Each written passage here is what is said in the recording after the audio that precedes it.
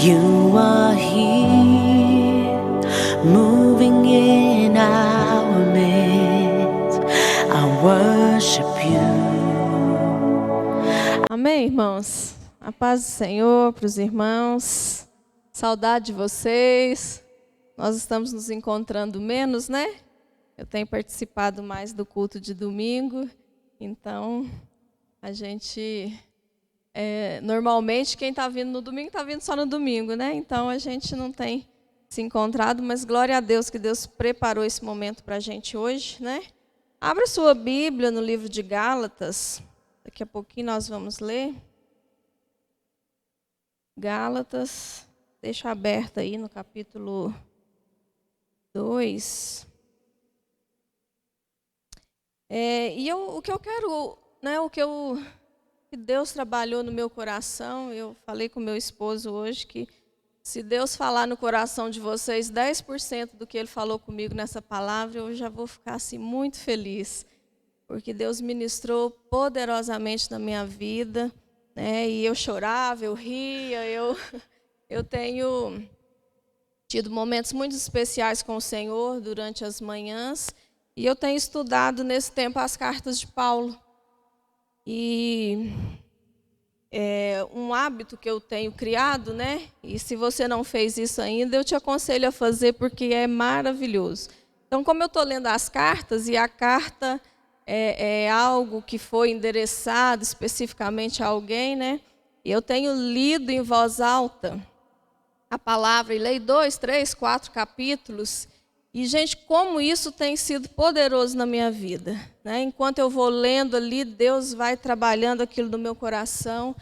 E, né, então, Deus começou a gerar essa palavra no meu coração, que eu quero compartilhar com vocês. Então, e eu vou falar um pouquinho sobre os escritos de Paulo, né? Os escritos de Paulo, as suas cartas, elas são consideradas o coração da Bíblia. Por quê?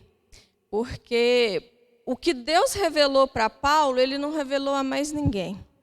E através de Paulo, hoje nós temos essas revelações, né? Então, Paulo, ele escreveu 14 cartas. 6 ele escreveu antes de ser preso, e 8 ele escreveu enquanto estava preso. Ele ficou muito tempo preso numa prisão domiciliar, né? E enquanto isso, Deus usou poderosamente a vida de Paulo através dessas revelações que falam para o nosso viver hoje, né? As cartas de Paulo é um ensino para o viver diário da igreja. É o que nós precisamos fazer, qual a conduta que nós precisamos ter para ser um crente vencedor, né?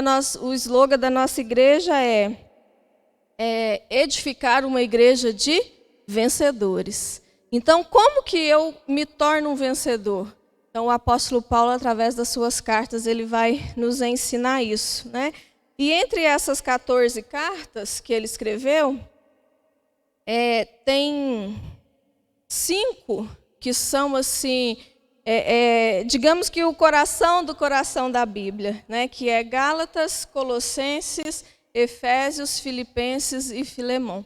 Então, em Gálatas, Paulo vai falar que nós somos libertos da lei, né? Nós agora não somos mais escravos, mas nos tornamos filhos, né? Filhos adotados pelo Pai, amados pelo Senhor. Então fomos libertos da lei.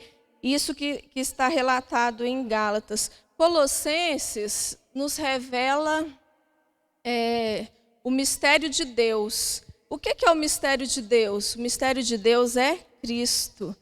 O Senhor também, Ele não revelou Cristo durante todo o Antigo Testamento. Se você for ler o Antigo Testamento, você não vai encontrar com facilidade a expressão Cristo, né? Porque Deus revelou Cristo no Novo Testamento, a partir do Novo Testamento. Então, Colossenses revela o mistério de Deus, que é Cristo. E Efésios nos revela o mistério de Cristo. Qual que é o mistério de Cristo? O mistério de Cristo é a igreja.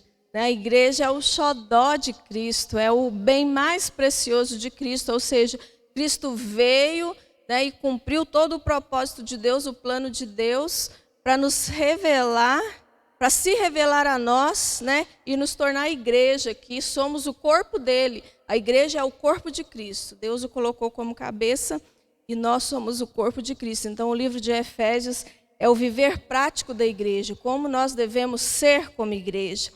Filipenses, né, e aí Filipenses vai falar que, né, agora nós já entendemos que nós não somos mais escravos, somos filhos, em Gálatas, entendemos o mistério de Deus, entendemos o mistério de Cristo, e Filipenses ele vai nos revelar que nós temos um alvo.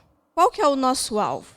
Nós estamos, né, nós viemos de um lugar, nós estamos em um lugar, mas nós estamos indo em direção ao alvo. Qual que é o nosso alvo? Então, Paulo vai revelar esse plano, esse planejamento de futuro, essa visão de futuro, como eu devo me comportar, né? Ou seja, é um amadurecimento, é uma igreja que está num desenvolvimento, né? Que ela saiu de um patamar e está caminhando para outro patamar. E quando eu falo igreja, eu estou falando a respeito de nós. E para terminar, Filemon. Talvez você nunca tenha nem visto que tem esse livro na Bíblia, né? Mas tem, Filemon. É uma carta de apenas um capítulo. E ele vai falar do amor que é paciente, do amor que suporta, né? E aí nós já vemos Paulo lá no finzinho da sua vida, ele com um amor assim tão grande, com pessoas que né, precisou muito da paciência dele, ou seja, ele investindo na vida de pessoas através do amor. Então esse amor ele só é capaz de ser adquirido através de pessoas que amadurecem no Senhor. Somente cristãos maduros conseguem exercer esse amor. Então é por meio dessas epístolas, irmãos, que nós entendemos a economia de Deus. O que é a economia de Deus? É o plano de Deus. Qual que é o plano de Deus para a igreja? Qual que é o plano de Deus para a humanidade? Então as cartas de Paulo nos revelam isso. E lá em Gálatas foi a primeira carta que Paulo escreveu.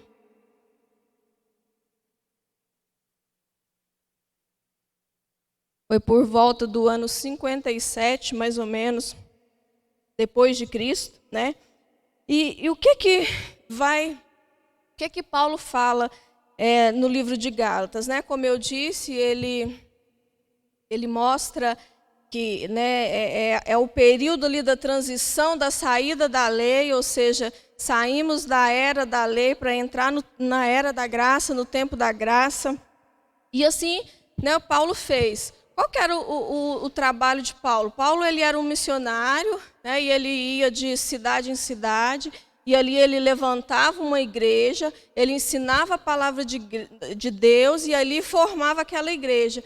Depois que aquela igreja estava consolidada, ele saía daquele lugar e ia para outro lugar. Então, Gálatas é um povo, né, a cidade da Galácia, e Paulo ensinou para aquele povo que agora não era mais a lei, já era o tempo da graça, o Senhor nos libertou da lei. Mas depois que Paulo foi embora, as pessoas começaram a voltar às antigas práticas, né? Chegou ali pessoas na Galácia que começou a pregar um evangelho diferente do que Paulo tinha pregado. E eles começaram a ensinar, não, quem não for circuncidado não é salvo. Ou seja, precisa de uma obra sua para você ser salvo, né? E aí Paulo, é tão incrível, gente, que Paulo tinha essa revelação através do Espírito, do que estava acontecendo nas igrejas, porque não tinha, a comunicação não é como nós temos hoje, né? Hoje sai uma notícia lá no Japão, em fração de segundos ela chega aqui, mas naquele tempo não tinha essas facilidades. Então, Paulo ele era revelado no Espírito, Deus. O Paulo ele tinha um nível de comunhão tão grande com Deus que Deus revelava como que o povo estava, o que estava acontecendo, né? Então, ali, Paulo ficou assim, digamos que bravo, ele ficou indignado, né? E no livro de Gálatas a gente vê isso. Abra lá no capítulo 2, verso 21. Diz assim. Gálatas 2, 21.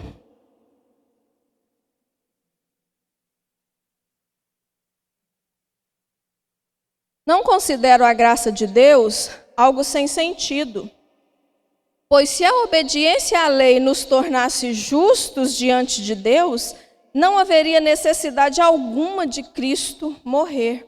Então o que Paulo está dizendo aqui? Eu já vim, eu ensinei que Cristo morreu no lugar de vocês, né? Ele se tornou sacrifício no lugar de vocês para que vocês não precisassem mais cumprir esses rituais.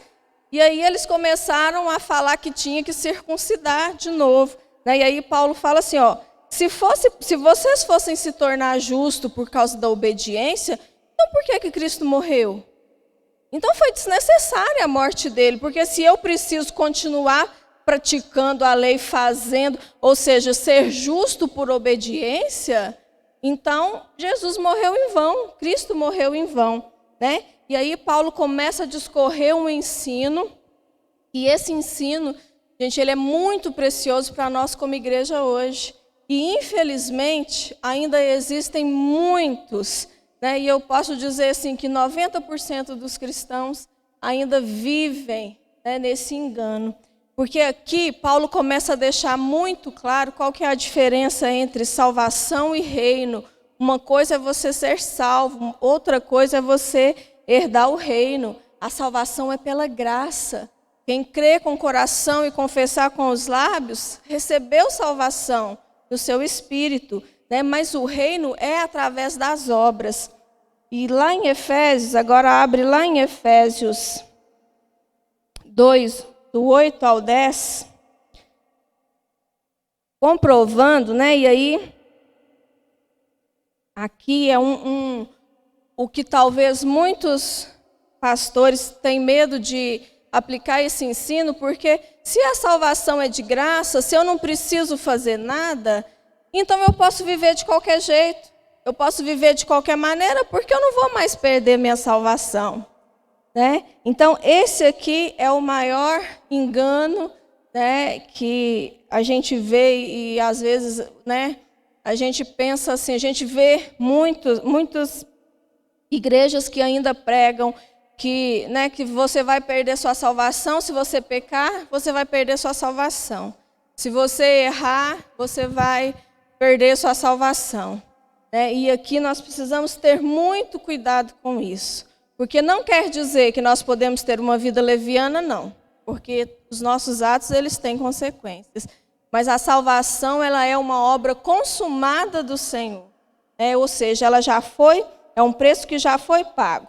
E lá em Efésios 2, 8, 10, diz assim. 2. Vocês são salvos pela graça, por meio da fé. Isso não vem de vocês, é um dom de Deus. Não é uma recompensa pela prática de boas obras, para que ninguém venha a se orgulhar. Pois somos obra-prima de Deus, criados em Cristo Jesus, a fim de realizar boas obras que Ele de antemão planejou para nós. Então o que está dizendo?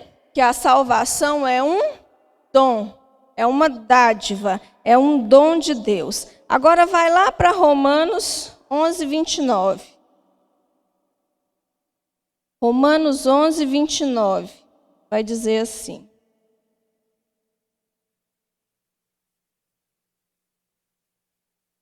Pois as bênçãos de Deus e o seu chamado jamais podem ser anulados. E aqui em algumas traduções, né, as bênçãos de Deus aqui é dom. No original pois o dom de Deus, o seu chamado, jamais pode ser anulado. Então, salvação é dom, né? E vai dizer também que os dons são irrevogáveis, ou seja, se Deus deu, Ele não vai tomar. Então, se Deus deu a salvação é dom, significa que essa salvação não pode ser tirada de nós. Uma vez que nós aceitamos Cristo, nós fomos selados com Ele e não tem como mais a gente perder essa salvação no nosso espírito, né? Então, no nosso espírito, nós somos salvos. Isso é um dom e o dom é irrevogável. E o que é mais lindo a gente ver que a Bíblia explica a Bíblia, né? Então, Paulo ele combateu esse ensino errado porque as pessoas começaram a voltar nessa prática de que elas precisavam fazer algo para receber a salvação. Gálatas 4,19 agora. Nós vamos percorrer bastante aqui, bem rapidinho, né? Gálatas 4,19 diz assim: Ó meus filhos queridos, sinto-me como se estivesse passando outra vez pelas dores de parto por sua causa, e elas continuarão até que Cristo seja plenamente desenvolvido em vocês. Então, o que Paulo está dizendo aqui? Que aquele trabalho que ele teve, porque, gente, quando alguém está num processo ali de conversão, aí a pessoa dá um passo, a gente fica feliz, aí a pessoa cai, a gente sofre com aquilo, não é assim? É assim, né? Então, Paulo também, ele sofreu dores de parto para quê? Para gerar aquele povo, para fazer com que aquele povo fosse nascido em Cristo, né? Recebesse a salvação. E ali eles estavam se perdendo no meio de ensinos errados, e aí Paulo vai dizer que ele estava novamente com dores de parto por causa daquele povo. Porque não é possível, né, que eles estavam voltando às práticas antigas. Então, irmão, fala assim comigo, né, para vocês ficarem assim mais alerta. Salvação é de graça. Uma vez salvo, salvo para sempre. Então, se alguém te perguntar, meu querido, eu já falei isso algumas vezes aqui, eu tinha assim, pânico quando alguém perguntava assim, você tem certeza da sua salvação? Eu tinha medo de responder essa pergunta, porque eu pensava, quem sou eu para dizer que sou salva? Né? Mas a palavra de Deus está nos deixando aqui de forma muito clara, uma vez que você é salvo, né, você recebeu um dom, um presente de Deus, e isso jamais lhe será tomado. É porque a obra do Senhor, ela foi completa. Mas aí, esse mesmo apóstolo Paulo, né, e aí vem o grande equívoco ou entendimento errado a respeito dessas verdades, o mesmo apóstolo Paulo vai dizer lá no capítulo 5 de Gálatas, no verso 19, Gálatas 5, 19... Do 19 ao 21, diz assim: Quando seguem os desejos da natureza humana, os resultados são extremamente claros. Imoralidade sexual, impureza, sensualidade, idolatria, feitiçaria, hostilidade, discórdia, ciúme, acesso de raiva, ambições egoístas, dissensões, divisões, inveja, besteira, festanças desregradas e outros pecados semelhantes. Repito o que disse antes: quem pratica essas coisas não herdará o reino de Deus. Quem pratica todas essas coisas que Paulo listou aqui, e um pouco antes ainda tem uma série de comportamentos, Paulo vai dizer, eu repito, quem pratica essas coisas não herdará o reino de Deus. Então, se ele acabou de dizer que a salvação é de graça, é um dom de Deus, e nós não perdemos isso de maneira nenhuma, porque não tem o anjo que fica lá, escreve o nome no livro da vida, pecou, apaga o nome do livro da vida. Não, consertou, escreve o livro da vida. Pecou, não existe isso. Né? Então, por que Paulo vai dizer, quem pratica essas coisas não herdarão o reino de Deus? Porque a salvação é uma coisa, e o reino de Deus é outra coisa. Então, salvação é graça. Reino de Deus é pelas obras. Né? Então, são coisas bem distintas. Agora, vamos lá para Romanos, capítulo 8. Romanos 8, do 16. Romanos 8, 16 e 17. Diz assim.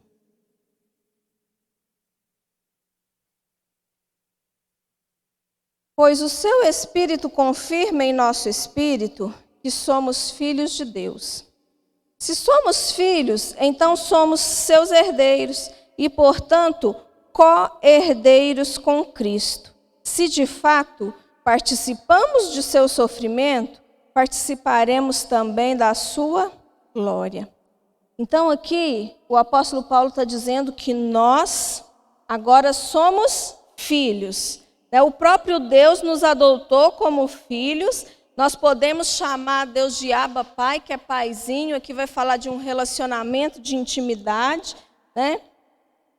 E isso confirma no nosso espírito que somos filhos. Então somos herdeiros de Deus e co-herdeiros com Cristo. O que é ser co-herdeiro com Cristo? Eu vou herdar o mesmo que Cristo herdou. Eu vou herdar junto com Cristo. E essa herança, isso aqui diz respeito a reino, não diz respeito à salvação. Diz respeito a um viver de desfrutar Cristo, desfrutar tudo aquilo que Deus deu para Cristo por causa do sacrifício que Ele fez. Nós também somos participantes dessa herança. Então, o reinar é desfrutar nessa vida e desfrutar também na era vindoura, de uma herança, de um presente, de uma recompensa que nós vamos receber. E Efésios 3:8 diz assim: ainda que eu seja o menos digno de todo o povo santo, recebi pela graça o privilégio de falar aos gentios sobre os tesouros infindáveis que estão disponíveis a eles em Cristo. Quem são os gentios? Somos nós. Os gentios é a igreja, o que não é judeu, são os gentios. Então, Paulo recebeu a graça de revelar à igreja, esse tesouro, tesouros infindáveis que estão disponíveis a eles em Cristo. Estão em quem? Estão em Cristo. E de explicar a todos esse segredo que Deus, o Criador de todas as coisas, manteve oculto desde o princípio. Então, toda aquela parte ali, até chegar a Jesus, esse segredo, Deus manteve ele oculto. Não foi revelado naquele tempo que nós teríamos uma herança, que nós teríamos um reino, que nós precisaríamos lutar, nos dispor a crescer, a amadurecer para herdar junto com Cristo essa herança, ser participante dessa herança. Então, grava aí, nós somos co-herdeiros com Cristo. Agora vai lá para Gálatas capítulo 3.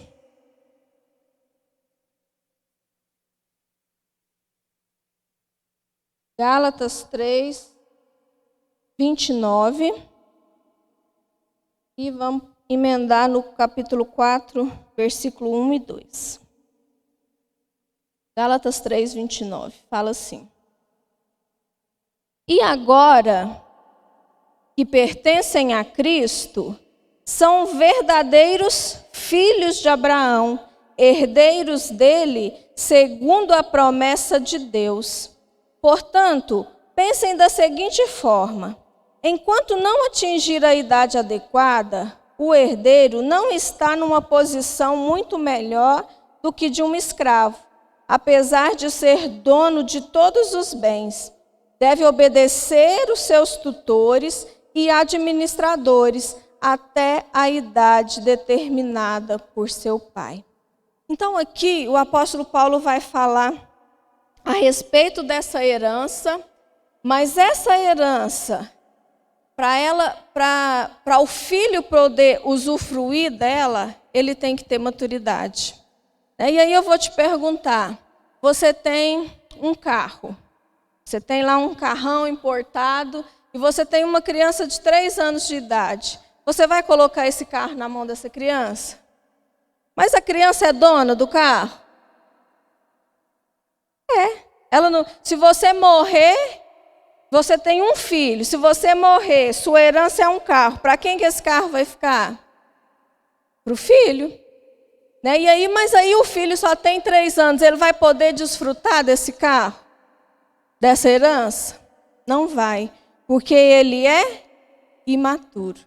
E aqui existe também essa grande distinção, né? Qual que é a diferença do filho que só é salvo e do filho que é herdeiro, do filho que é maduro, do filho que vai participar do reino? Né? Então, gente, infelizmente hoje tem muito filho que não está desfrutando da herança, porque não amadurece. Né? E aí o texto vai dizer, né, aqui, ó, o herdeiro não está numa posição muito melhor do que de um escravo. Por quê? Ele é dono, mas ele não pode usufruir de nada daquilo. Então tem muito pouca coisa diferenciando ele de um escravo. Então, gente, infelizmente, a gente vê na igreja hoje muitos filhos, né, que vivem como escravos, porque eles não se submetem ao amadurecimento, à disciplina de Deus, a crescer em Deus, né? E aí começa a entender a graça e pensa assim, então eu posso fazer tudo o que eu quiser, porque agora não tem mais condenação. Eu sou salvo, não vou perder minha salvação, eu posso fazer o que eu quiser. E não se submete à disciplina. E a disciplina, querido, ela é um grande sinal de que você é filho. Lá em Hebreus vai dizer que Deus só corrige a quem Ele ama. Deixa eu te perguntar uma coisa, você que é pai, você bate em filho dos outros? Tem que ser muito atrevido para fazer isso, não tem? Tem que ser. Porque a gente não disciplina filho dos outros, não. A gente disciplina aquilo que é meu filho, eu vou disciplinar. Então Deus, né, como que nós amadurecemos, como que nós saímos desse estágio de filho imaturo para filho maduro? É através desse processo, né, de disciplina. Irmãos, enquanto nós estamos aqui, nós estamos nesse processo de definir onde vai ser minha eternidade. Primeiro, né, eu vou passar a eternidade com o Senhor ou eu vou passar a eternidade sem o Senhor? Céu ou inferno? Né? Deus ou diabo? Não tem meio termo. Né? E depois que eu sou filho, eu vou ser um filho que desfruta da herança ou eu vou ser um filho que vive como escravo? Que por ser imaturo não pode se apropriar dessa herança. Né? Gente, crescer dói, não dói? A Melina, até hoje ela ainda tem as dores do crescimento. Né? Tem dia que tem que tomar remédio de dor nas pernas, dor nos braços. A gente leva no médico, faz exame, não tem nada, é dor do crescimento. Porque crescer dói. Crescer dói. Né? Então, quando Paulo fala lá em Gálatas, né, que, eu falo e repito, quem praticar essas coisas não herdará o reino de Deus. Ele está deixando muito claro que existe uma enorme diferença, né, de quem é salvo no espírito e de quem é salvo na alma. A salvação no espírito, ela é através da graça, é presente, é dom, você recebeu, ninguém pode tirar isso de você. Mas a salvação na alma, ela é um processo de mortificação da carne, é um processo de você abrir mão da sua vontade para fazer a vontade de Deus. É você se colocar à disposição do Senhor e dizer, Senhor, faça em mim a sua vontade. Senhor, me ajuda a abrir mão da minha vontade para fazer a sua vontade. Senhor, eu estou com vontade de fazer isso, mas eu não vou fazer, por mais que me doa, porque isso vai me custar algo diante do Senhor. Então eu vou obedecer. Eu não vou obedecer para ser salvo no Espírito. Eu vou obedecer porque eu quero uma recompensa, eu quero herdar, eu quero reinar junto com o Senhor. Irmãos, lá em Hebreus 4,16, vai dizer que Deus é misericórdia e graça. Misericórdia para com os perdidos. Né? Deus se apresenta para o perdido como um pai misericordioso, que ele não merecia, mas ele entregou o filho dele na cruz para dar salvação. Então Deus, ele é misericórdia e graça. Misericórdia para o perdido. Né? E aí o perdido, recebe essa misericórdia, recebe a salvação, aí Deus se torna graça. O que é graça? Graça é nós podermos desfrutar de tudo isso que o Senhor conquistou para nós, dessa herança, de reinar com Ele, né, de ser herdeiro dEle, de poder dizer, eu sou como Ele é, né, de ter o Espírito Santo habitando em nós. Então, tudo que é do Pai é do Filho. Tudo que é do Pai é do Filho. E lá em 1 João 4,17 vai dizer assim. 1 João 4,17.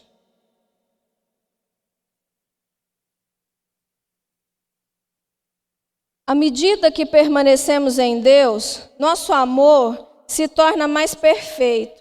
Assim teremos confiança no dia do julgamento, ou seja, no dia do juízo, pois vivemos como Jesus viveu neste mundo. Em outras traduções vão dizer, porque neste mundo nós somos como Ele é. E como que Jesus é? Jesus é um filho imaturo, pirracento? É assim que Jesus é? Jesus é aquele, não vou não, porque fulano olhou torto para mim. Não vou fazer não, porque no dia do meu aniversário o pastor não me ligou, também não vou mais naquela igreja. Vou sair, vou para outra. Irmãos, eu estou falando isso num contexto geral, né? E nós temos essa função de ensinar, e às vezes parece que, né, que a gente quer colocar assim, não, porque o pastor é certo e tudo. Não, estou falando isso de nós como filhos, nós precisamos amadurecer e nós temos a responsabilidade de ensinar isso para você.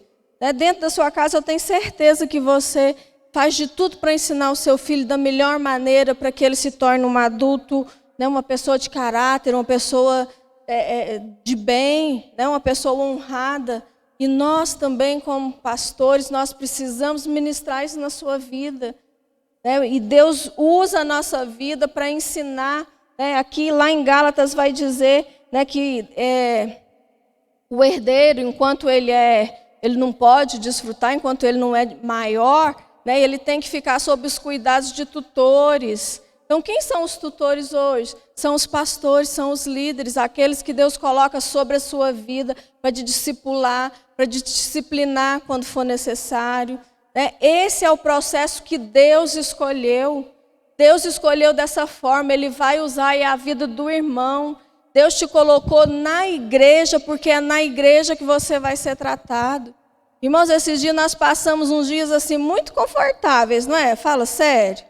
Eu tenho certeza que no fundo, né, assim como eu, muitas vezes eu falo, ai que beleza, esse frio, eu vou ficar aqui quietinho assistindo o culto online, né, não tem ninguém falando nada comigo, posso ficar de pijama, não tem ninguém me observando, não tem ninguém me cobrando nada. Porque eu não vou ter que servir, eu não tenho que chegar às 6 horas, porque eu tenho que cantar, porque eu tenho que servir com as crianças. Está muito confortável, não está? Mas esse não é o propósito de Deus. O propósito de Deus é que nós nos reunamos como igreja, como corpo de Cristo, porque é aqui que nós somos tratados. É aqui que nós precisamos liberar perdão. É aqui que o nosso ego é trabalhado. É aqui que o nosso caráter é exposto, né? Porque quão boas são as pessoas até você conviver com elas, não é? Come um tiquinho de sal junto para ver. Rapidinho você começa a enxergar os defeitos. Você começa a ver que, né, como diz o pastor Jeremias, todo mundo fede em algum lugar. Mas e aí? Qual que vai ser o meu comportamento? Não, mas porque o irmão falou uma coisa comigo que me desagradou. Mas qual que vai ser a minha reação diante disso? Né? Aí quando, né, o apóstolo Paulo vai dizer que como filhos nós somos herdeiros, esse filho herdeiro, ele é ruiós. No original, né, as traduções elas se diferem um pouquinho do grego para o português. Então filho é filho, em português filho é filho, só tem essa expressão, né? Mas no hebraico o filho, ele é teknos, é o filho imaturo. E o filho maduro é ruiós, então existe essa diferença. Então o herdeiro é o filho ruiós, é aquele que amadureceu, é aquele que aceitou ser tratado. Lá em Filipenses, vai dizer Paulo vai dizer assim, quando ele escreve aos Filipenses: nossa, eu me alegro demais toda vez que lembro de vocês. Gente, era uma igreja que ofertava, que sustentou o ministério de Paulo, né? E era uma igreja que não tinha recurso financeiro, mas o que eles tinham, eles enviavam para Paulo, eles sustentaram ele na missão que Deus tinha para ele, né? E eles se mantiveram firmes naquilo que foi ensinado para eles. E eles, né, se tornou essa igreja que alcançou o alvo, que caminhou, que chegou, né?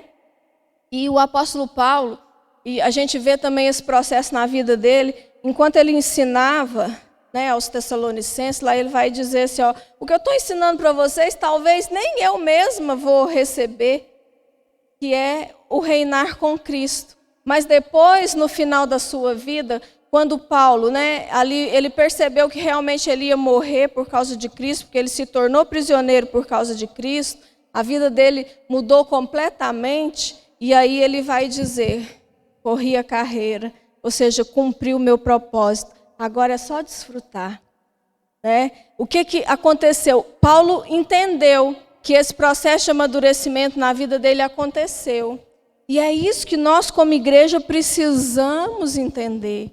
Nós precisamos amadurecer como corpo de Cristo. Nós precisamos ser um de verdade. O culto é online, então vamos todo mundo online. Gente, tem gente que parece que está de férias da igreja. A pandemia, tem 3 meses de pandemia, tem 3 meses que eu estou de férias. Eu não leio a Bíblia, eu não oro, eu não assisto os cultos online. Porque se a gente for ver o número de pessoas que assistem ali no tempo real, é pouco demais, gente. Onde que está esse povo? Sabe que eu fico indignada? Gente, eu fico indignada. E às vezes, assim, é o momento que eu tenho, talvez até para desabafar, né? Aí você está assistindo o culto online, aí depois você vai ver o status da pessoa, a pessoa está compartilhando um link de uma pregação, de um pregador que está lá no Japão, ele está compartilhando o link, mas não compartilha o link ali do culto, da igreja que paga um preço pela vida dele, do pastor que é autoridade sobre a vida dele. Não está nem aí. Sabe o que isso mostra? Que é filho imaturo. Que é filho imaturo que não aceita disciplina, que não aceita ser corrigido, que não aceita submeter. Mas, irmãos, agora, né, eu quero entrar na última parte já para a gente encerrar. Isso vai ter um custo muito alto.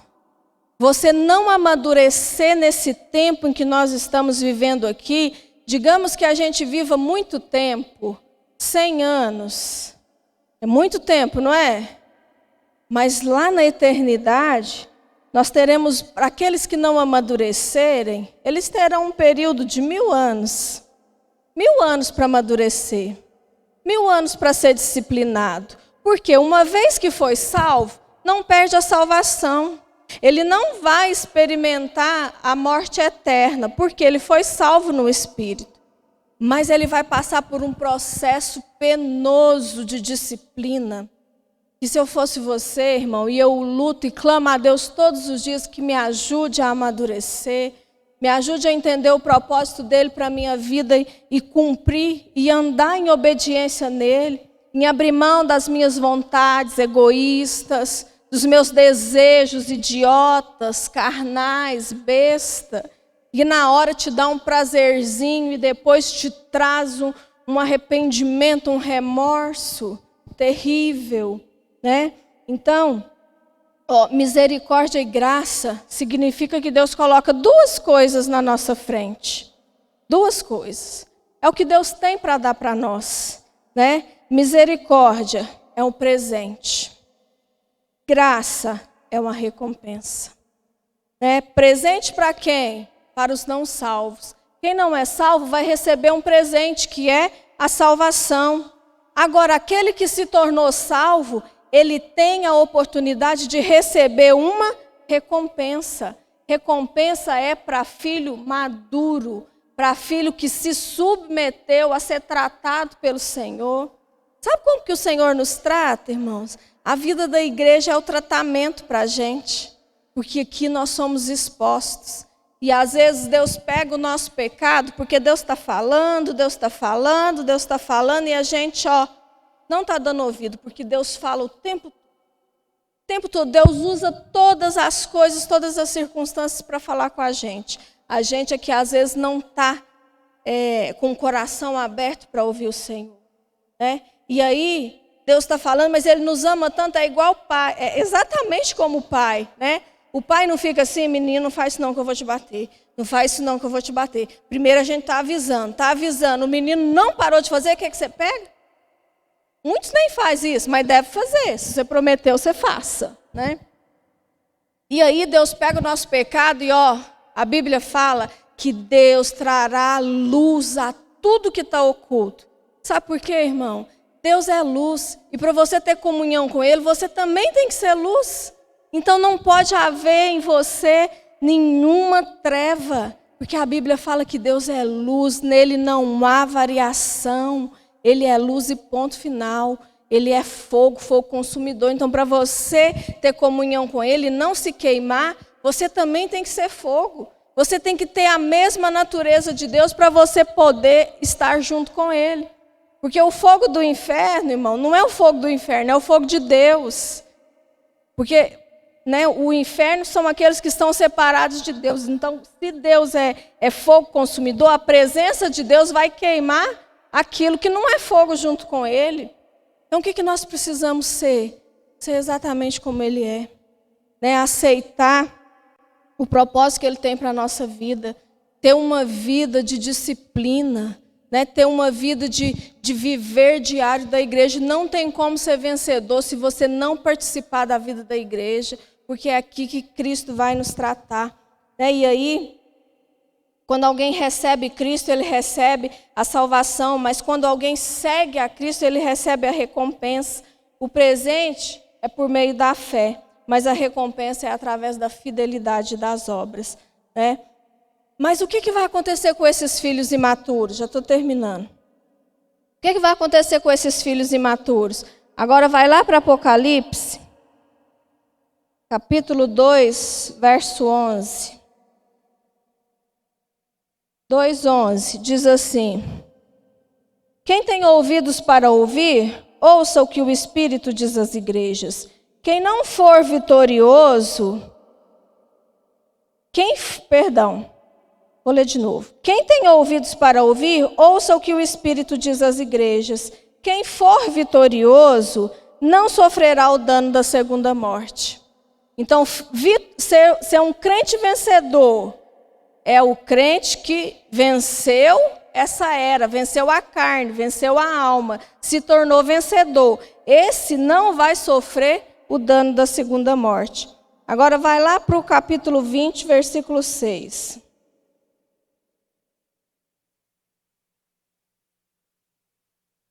Versículo 6. Felizes e santos são aqueles que participam da primeira ressurreição. A segunda morte não tem poder sobre eles, pois serão sacerdotes de Deus e de Cristo, e reinarão com Ele por 1000 anos. Mais uma vez aqui está falando. Os herdeiros, os que vão reinar, não sofrerão o dano da segunda morte. Mas o que é a segunda morte? Agora vai lá para capítulo 21, verso 8.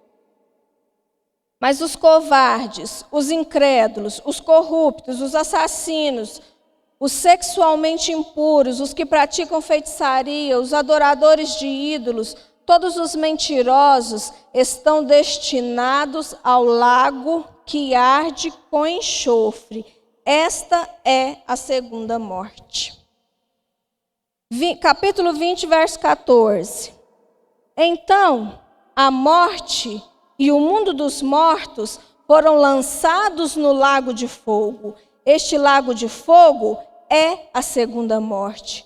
E quem não tinha o nome registrado no livro da vida foi lançado no lago de fogo. Então, querido, o inferno não é o lago de fogo. O inferno ele é uma antessala. É onde as pessoas que morrem sem Jesus estão ali esperando o julgamento final para poder receber a condenação dessa segunda morte, que é a morte eterna, que é o lago de fogo e enxofre. Mas o que essa palavra quer dizer, queridos? Aqui está dizendo que se eu for vencedor, eu não vou sofrer o dano da segunda morte. Mas e se eu não for vencedor? Eu já recebi a salvação, então eu não vou receber a condenação eterna. Mas eu vou sofrer o dano da segunda morte. Ou seja, tudo aquilo que os que não receberam Jesus vão sofrer como punição, aqueles que não se tornaram vencedores, eles também vão sofrer todo esse dano da segunda morte, que é o dano do lago que arde com fogo e enxofre.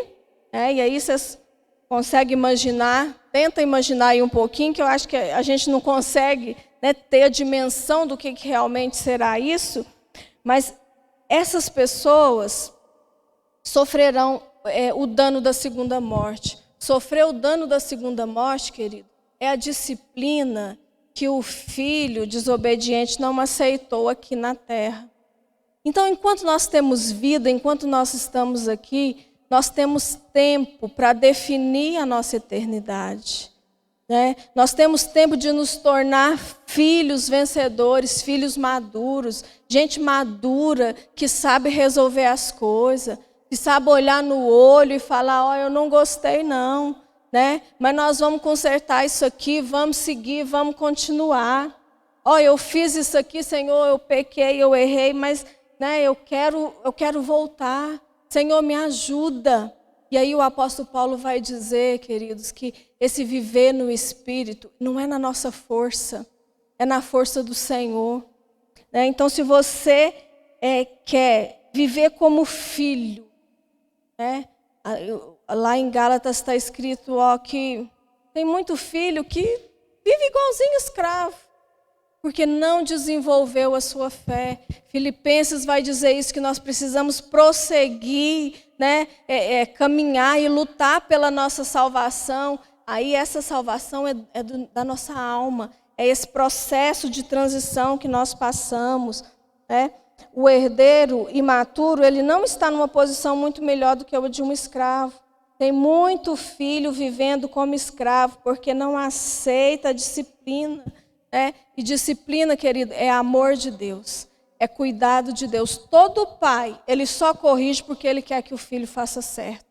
Então Deus também age assim com a nossa vida. Eu não sei como que está seu coração hoje, porque Deus conhece até as intenções do nosso coração. Deus sabe, né, um fio de pensamento que passa na nossa mente, Ele sabe. Mas como que está a sua disposição de coração para receber esse tratamento do Senhor? Talvez você chegou até aqui vivendo uma vida de qualquer jeito, sem comprometimento, né, com a igreja, com o corpo de Cristo, sem comprometimento com aquela função que você foi designado para fazer. Querido, tudo é importantíssimo na obra do Senhor.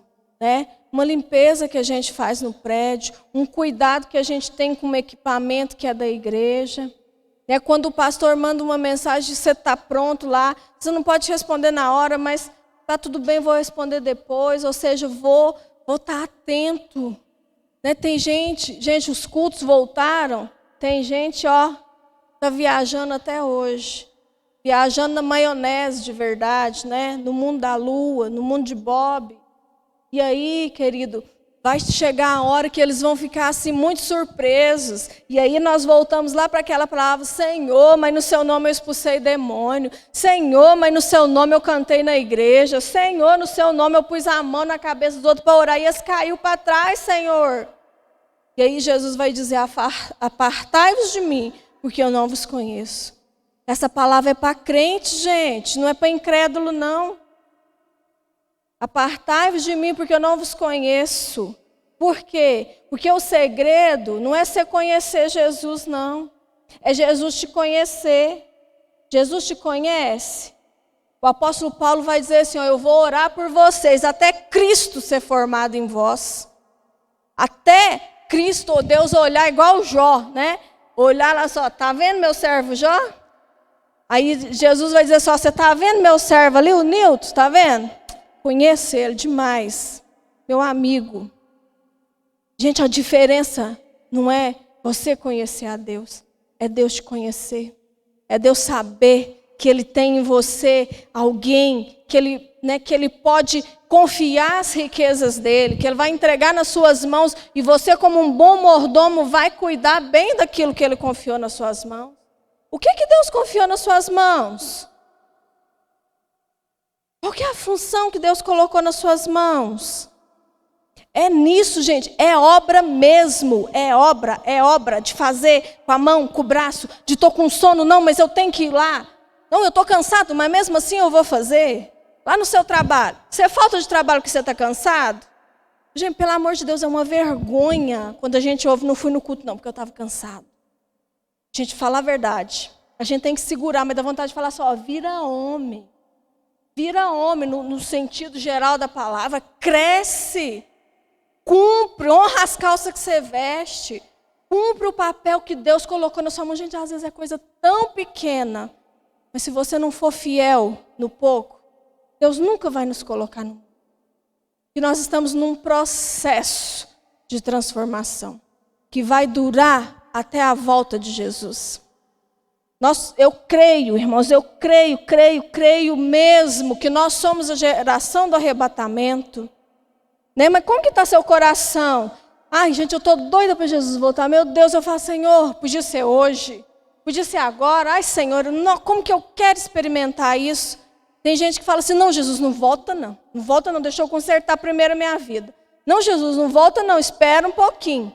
Mas aí você vai, só dando barrigada. Vai esperando. E Jesus volta, você ainda está com a sua vida, na corda bamba. Nós não podemos ser assim, não, gente, não dá mais tempo. Não dá mais tempo, porque Jesus está a um passo de voltar. Se você for analisar as profecias, o que falta acontecer? Só o arrebatamento. Essa pandemia, vocês acham que isso é o quê? Essa tecnologia avançada, isso é o quê? Gente, nós somos vigiados em tudo que nós fazemos, através de um aparelho de celular, e tem gente que não acredita na marca do anticristo. Eu falo muito isso com o Vladimir, ele me mostra alguma coisa nova, eu falo, ainda tem gente que acha que, gente, o anticristo ele já está imperando. Daqui a pouco ele mostra as caras, só falta Jesus aparecer, retirar a igreja, os vencedores, que eu creio que nós somos uma igreja vencedora, amém? Você toma posse disso na sua vida, irmão? Talvez você chegou aqui hoje e você olha para essa palavra e você pensa assim, meu Deus, eu estou vivendo como um derrotado. Meu Deus, tem misericórdia de mim, porque, nossa, eu estava igualzinho menino dando pirraça. Gente do céu, talvez você chegou aqui desse jeito hoje, nem esperava essa palavra, né? Mas domingo o pastor ministrou uma palavra, gente, que eu chorei, largado, como diz o ditado, né? Coisa maravilhosa você chorar com a palavra de Deus, né? Você se emocionar com aquilo que Deus liberou no seu coração. E aí o pastor falou da pesca maravilhosa, e um grande exemplo de alguém que era extremamente imaturo, que resolvia as coisas no braço, era Pedro. Pedro, meu Deus. E aí ele falou, não, Jesus, eu estou pronto para morrer com o Senhor.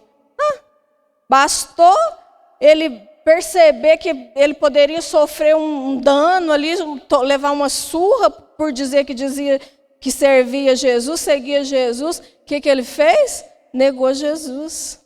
E aí o que Pedro fez? Voltou lá para as práticas antigas. Né? Não sei se vocês assistiram o culto, se não tiver assistido, assista, que foi uma palavra poderosa. Né? Pedro voltou para pescar. Ele tirou a capa, tirou a roupa, voltou, está lá pescando. Ele e os outros discípulos. Voltou para as práticas antigas.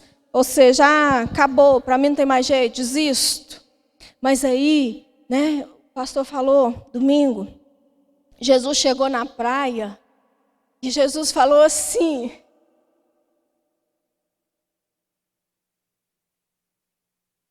filhos, vocês não têm nada para comer? Jesus não estava pedindo pão não, gente. Ele falou assim, o que está te faltando? Foi isso. Jesus refez a cena todinha para Pedro. Porque se você for estudar a palavra, quando Pedro negou Jesus, tinha uma fogueira, tinha um peixinho, tinha gente. E Pedro, não conheço.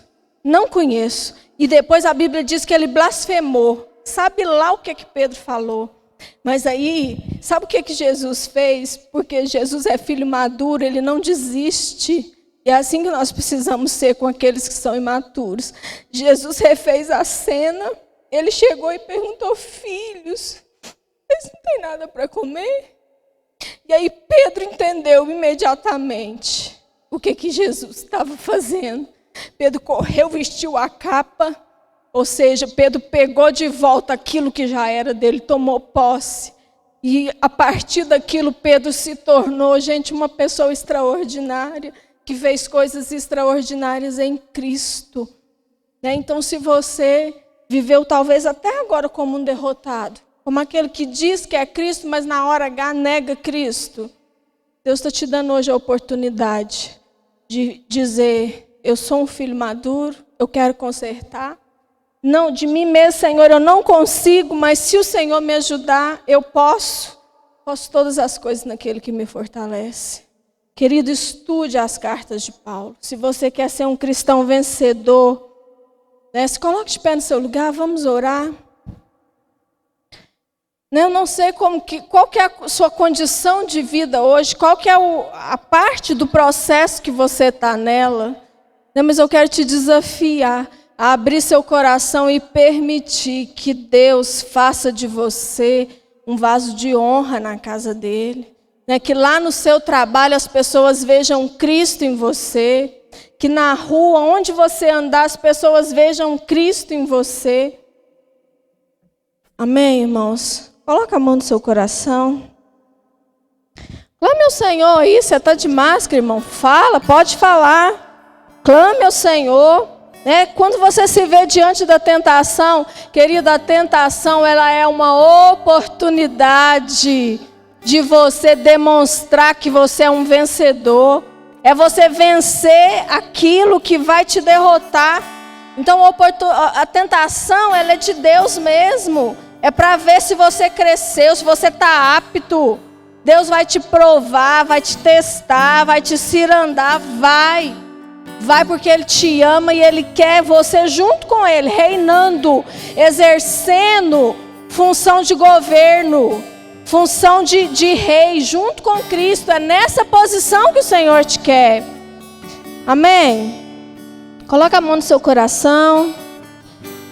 Pai amado e santo, Senhor, eu quero te agradecer por essa palavra. Eu quero te agradecer, Senhor, por todas as vezes que nós somos testados, porque o Senhor só nos testa, porque o Senhor quer nos elevar a um nível mais alto de intimidade, de amadurecimento, porque o Senhor quer confiar nas nossas mãos as riquezas infindáveis de Cristo, ó Pai. Oh Espírito de Deus, nos ajuda, Senhor, nesse processo. Nos ajude a sermos filhos obedientes, a sermos tementes ao Senhor. Pai, nos ajude a sermos aqueles que estamos vigilantes, ó Pai, para a sua volta, que estamos desejosos para a sua volta. Oh Senhor Jesus, nós precisamos de Ti, ó Pai. Sem o Senhor nós nada podemos. Te agradecemos pela obra de salvação que o Senhor fez nas nossas vidas.